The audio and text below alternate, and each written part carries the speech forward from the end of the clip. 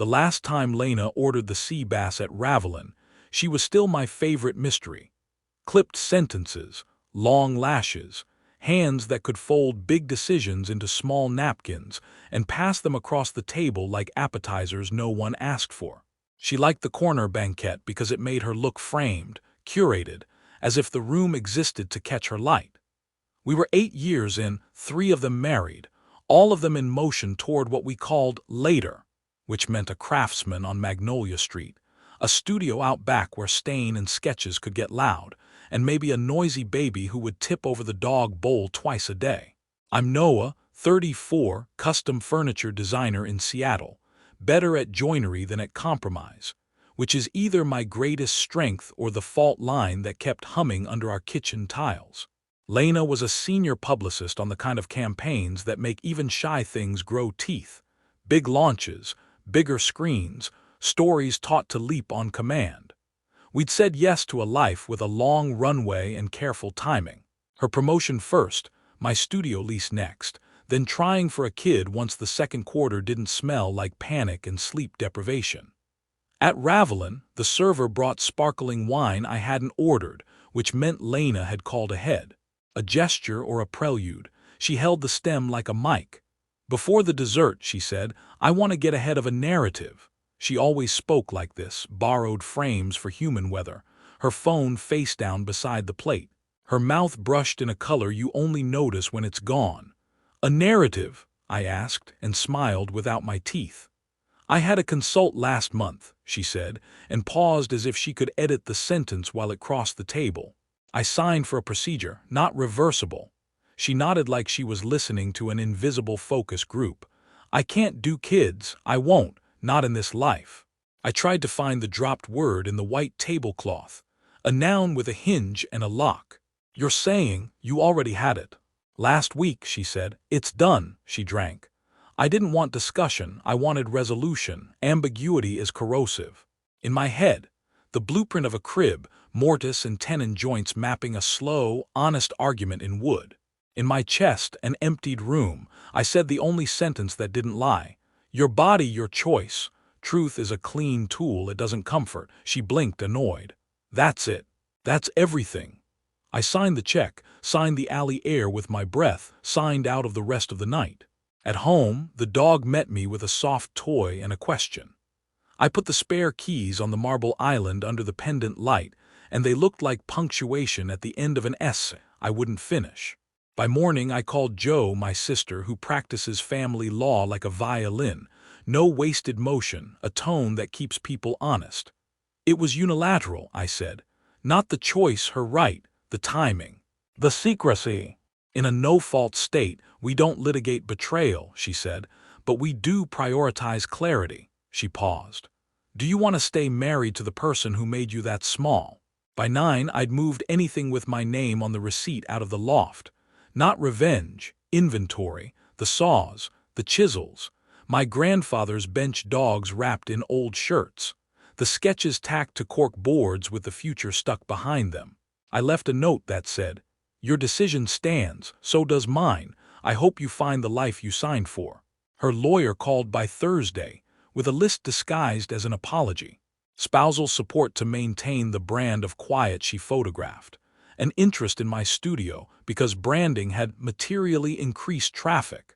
And a claim on the reclaimed cedar credenza I'd built before we met because it anchored household aesthetic.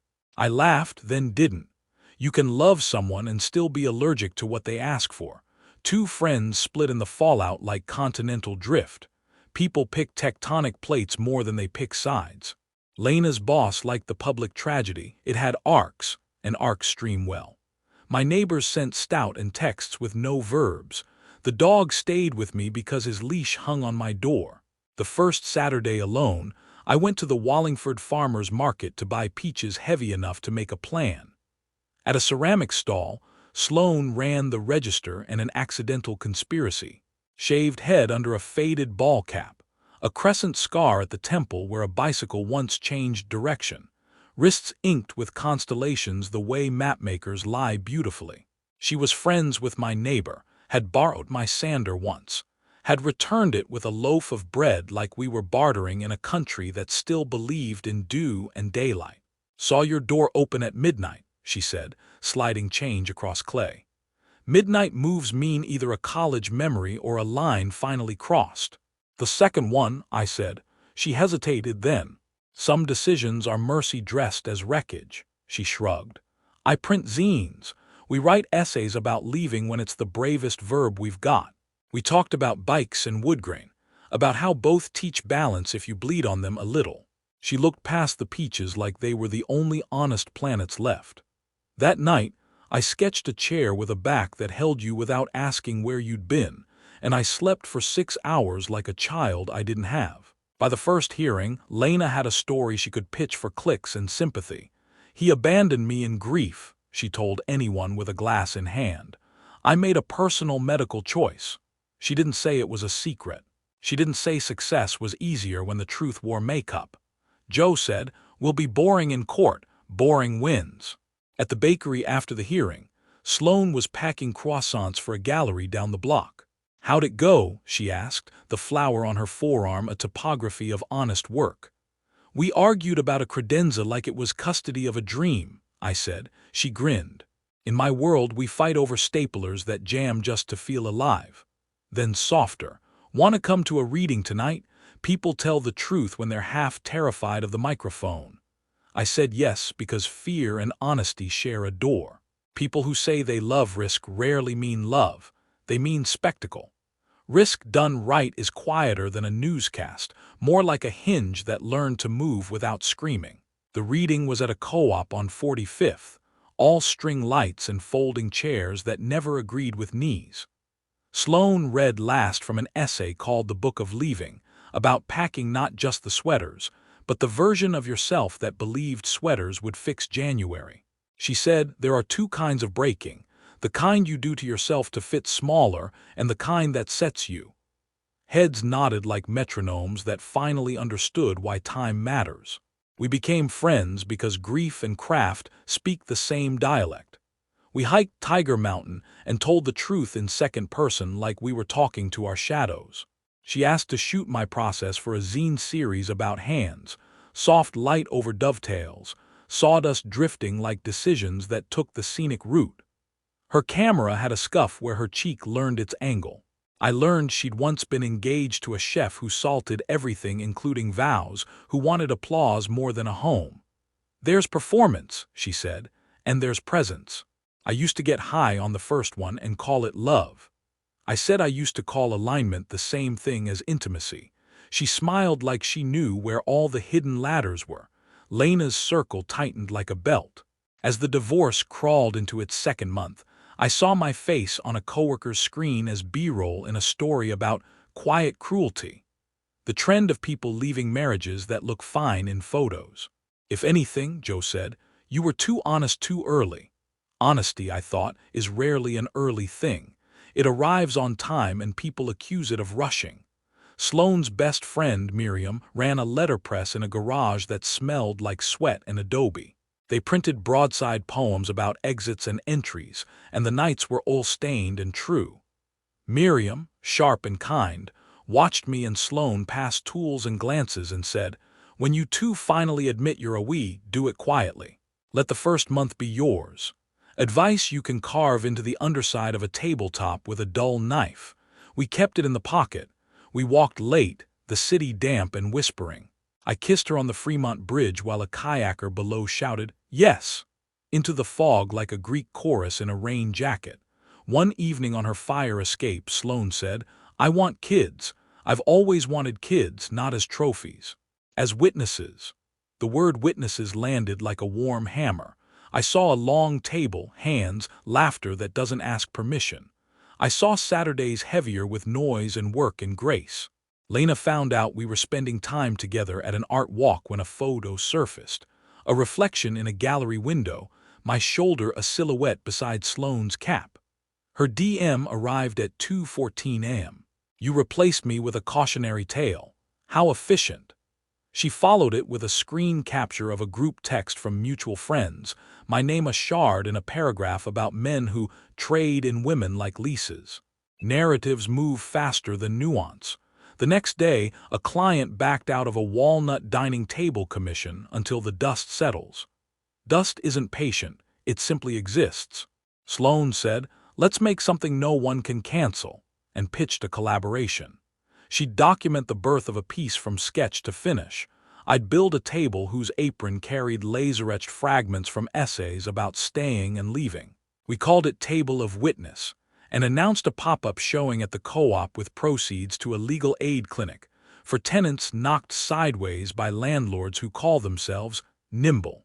2 days before the show, Lena walked into my studio with sunglasses like a barricade and a perfume that weaponized nostalgia. "You're embarrassing yourself," she said, running a finger along a chamfer like it was a bruise. "And me?" She took off the glasses. Her eyes were bright with anger or rehearsal. "Tell your new documentary girlfriend I'm not the villain in her pamphlet." "The pamphlet is mine," I said. Her mouth corner twitched. "Of course. Your brand was always penitent carpenter." She stepped closer. "You didn't fight for us. You didn't tell us existed," I said. She looked at the table of witness and smiled a small, mean thing. "You always did love artifacts." Then softer, dangerous, "You'll miss me when you want a story they'll clap for." At the show, the room was packed with people who knew the difference between applause and belonging. Sloane arranged the photos in a sequence that felt like the long exhale after a held breath. Miriam lettered the title wall, "We build what we mean." On the last panel, a sentence of mine. "The first truthful no is more intimate than years of compliant yes." Someone cried. Someone bought the table for twice the price and donated it back. We hugged in a triangle of friends and strangers and flower-dusted joy. The next morning, my landlord left a note about noise spillover and an invitation to discuss alignment of space and mission. The lowercase was polite. The subtext was rent. "We'll find you a bigger shop," Sloane said. "One with windows like permission." Lena's lawyer filed an injunction to freeze sales of jointly created brand assets, listing my name, my hands, my grandfather's tools as factors in what she called the growth curve of narrative capital. Jo rolled her eyes so hard they did an orbit. "We respond with dull correctness," she said. "Judges love dull." Meanwhile, 3 clients commissioned pieces because they'd seen the show and believed a table could be a small good in a world that forgets to eat at the same time. We kept seeing each other without fireworks. Laundry, soup. The dog learned her door code. One night after we'd fallen asleep on the couch like clichés who earn it, she said, "I'm late." I said, "For what?" And something wild and terrified and tender stood up in my chest. "For everything," she laughed, then whispered, "for my period." We bought 2 tests and a cinnamon roll big enough to be a religion. 2 lines.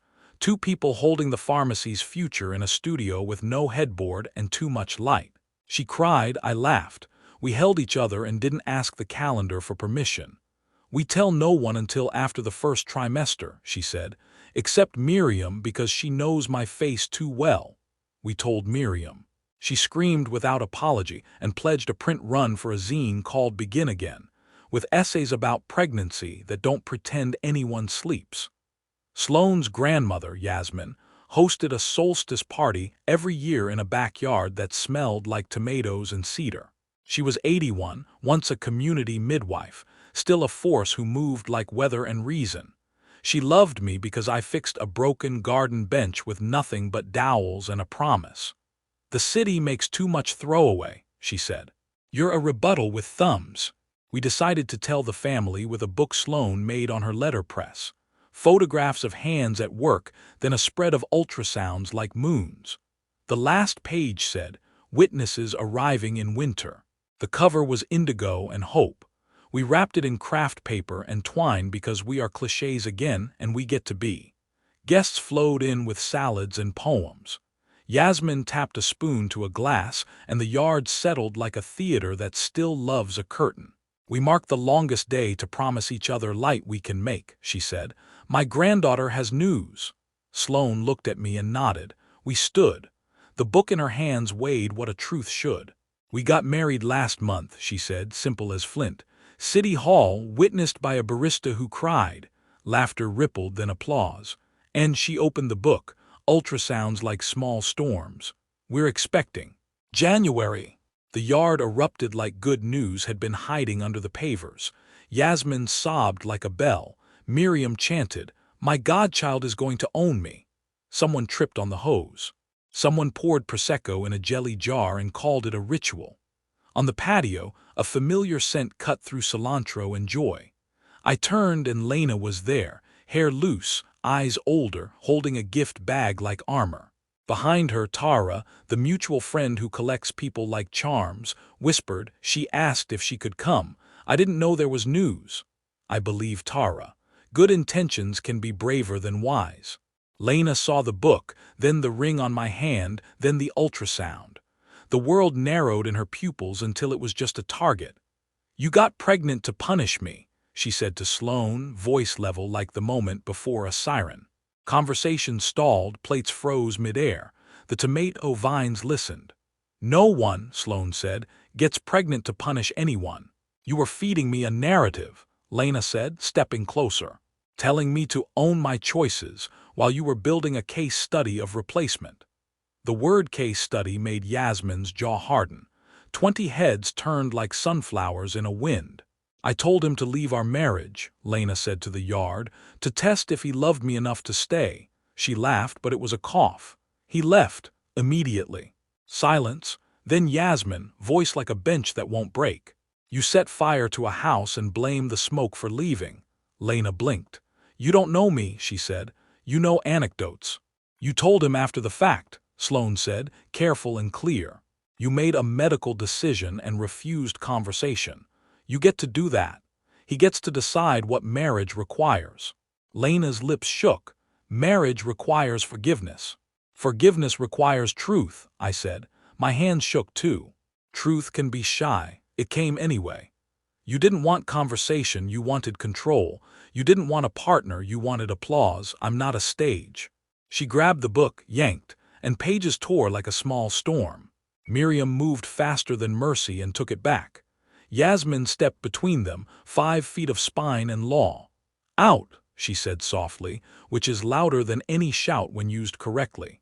"Leave these people to their joy." Tara guided Lena toward the gate.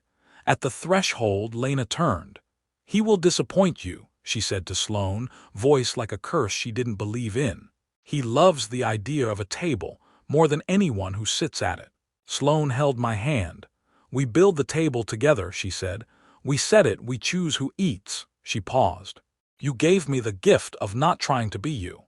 After Lena left, the yard exhaled and then inhaled as if it decided not to let oxygen be a hostage. Yasmin raised her glass. "Babies are not narratives, they are people. Tonight we bless people." Everyone said amen in whatever language made their mouth honest. In the week that followed, Lena told a longer, harsher story online. The man who weaponized consent to abandon a partner. The best friend's friend who inserted herself into a grieving home. Strangers chose emojis like knives. Joe said, "Don't read comments where names hide behind cartoons." Sloane deleted the app and slept better. I unplugged for 2 days and learned that birds have morning arguments that don't need witnesses. Then the real thing that hurts happened. A corporate client pulled a lobby install because values misalignment posed reputational risk. Translation. Controversy is louder than walnut. Miriam brought donuts and a grant application. Sloane brought coffee and a piece of paper with 2 columns labeled revenue and faith. We chose both by downsizing the shop I didn't love and renting a warehouse bay with skylights that made even grief look lit for the right reasons. We married again the way you race on a table after the first finish cures. Not because it failed, but because depth is earned. A small ceremony at the warehouse bay between stacks of oak and bundles of letterpress paper, with Miriam officiating because of course. The dog wore a bow tie cut from canvas drop cloth.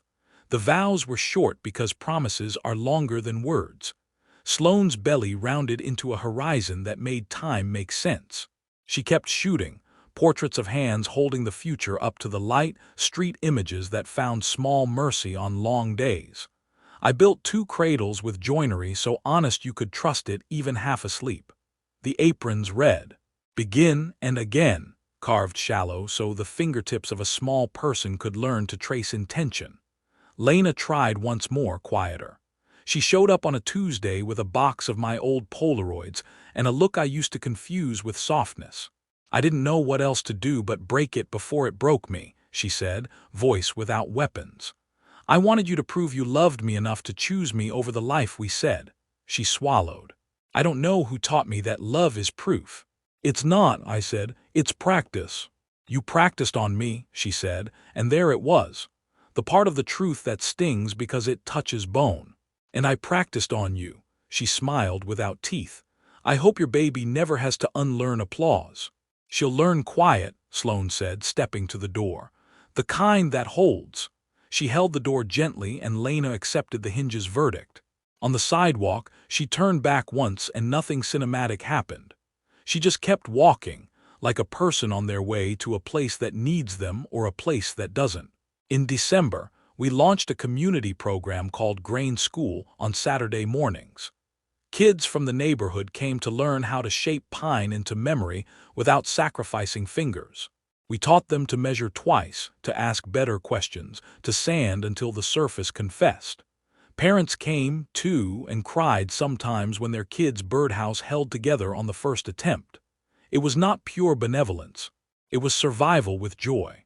A reporter from a local weekly did a piece about small maker spaces making larger intimacies. He asked Sloane, "Is this about redemption?" She said, "It's about company," which is either the best answer or the only one that won't lie on tape. The piece ran with a photo of me laughing in sawdust and Sloane looking at me like a person who knows the weight of the joke and the shelf it sits on. In January, Naomi was born under a skylight while Snow tried to remember how to be romantic. Yasmin caught her, as was foretold, and Miriam cried the loudest. Naomi's fists were declarations. Her first night home, I paced between the cradles whispering inventory of love like a grocery list. Milk, sleep, patience, patience, patience. Sloane slept in 8-minute increments, a new math we passed between us without accounting. At 6 months, Naomi learned to stand holding the workbench rail. She smacked the wood like it had a secret. It does. Grain holds weather and apology and every hand that ever asked it to become a better shape. Some mornings, I pressed my palm to the bench and felt my grandfather's pulse in muscle memory. Some afternoons, I watched Sloane teach Naomi to notice light the way birds notice wind and thought this is the thing, this noticing, this lineage of attention. We kept building. Sloane's zine press grew into a small imprint, books about care that didn't perform it, books that acknowledged laundry. My commissions shifted. Fewer lobbies, more kitchens, more tables at which soup will steam and homework will end in yawns. Money stabilized in a way that makes you grateful without bending you into fear's shape. Once, months later, I saw Lena through a cafe window in Capitol Hill, laughing with someone who didn't know my name. She looked like a person who was learning presence or better at pretending. I wished her what I wish for myself when I'm decent, perspective that doesn't arrive as regret. Then I bought coffee I didn't need and walked back into a day that had room. Sloane says we are a small firm of ordinary magic. On our wall hangs a letterpress print Miriam set in deep black. Practice is the proof. Naomi will grow up reading it without noticing, like a skyline that teaches direction. When she asks where she came from, we will tell her the truth in the right order. From 2 people who left what asked them to be smaller, from a community that brought soup, from a bench that knows every name for steady, from a summer solstice that blessed what it didn't plan. Summer solstice that blessed what it didn't plan.